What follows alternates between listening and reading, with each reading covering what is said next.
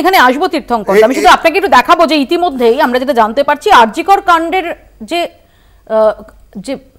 যেদিন রাত দখলের ডাক দেওয়া হয়েছিল সেদিন আরজিকরে যে তাণ্ডব চলে সেই তাণ্ডবের ঘটনায় ডিওয়াইএফআই এর ভূমিকা খতিয়ে দেখছে কলকাতা পুলিশ।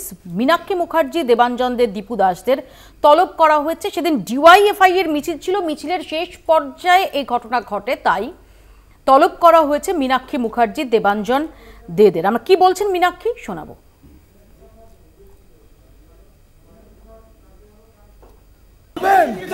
আইনজীবীদের সাথে কথা বলবো, খুনিদের শাস্তির দাবিতে, রেপিস্টদের শাস্তির দাবিতে, আরজি করে দুর্নীতির আতুর ঘর ভাঙতে যা তদন্ত হবে সেই তদন্তে সাহায্য কেন করব না? নিশ্চিত যাব, তবে আইনজীবীদের সাথে পরামর্শ করে।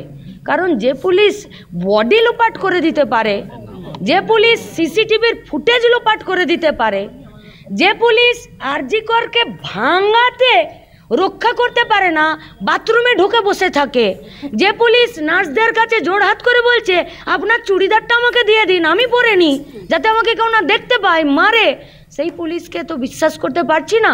আইনজীবীদের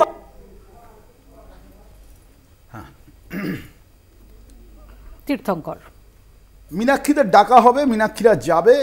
মীনাক্ষীকে শুধু নয়, ছাত্র যুব, আপনি দীপুর কথা বললেন, দীপু হচ্ছে এখন মহিলা আন্দোলনের নেত্রী, তাকেও ডেকেছে। কারণ ছাত্র যুব মহিলারাই আজকের এতে গেছিল। সেখানে যেটা বলা হয়েছে সেটা হলো যে ডিওয়াইএফআই থেকে ব্যারিকেডের এপার আর ওপারটা পার্থক্য করতে হবে।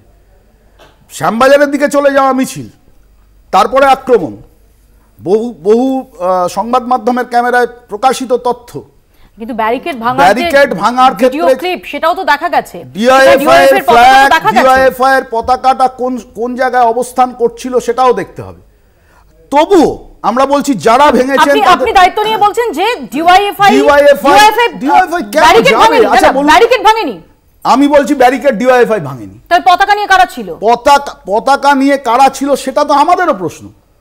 পতাকা তো বড় বাজারে কিনতে পাওয়া যায়। তো আরজিকর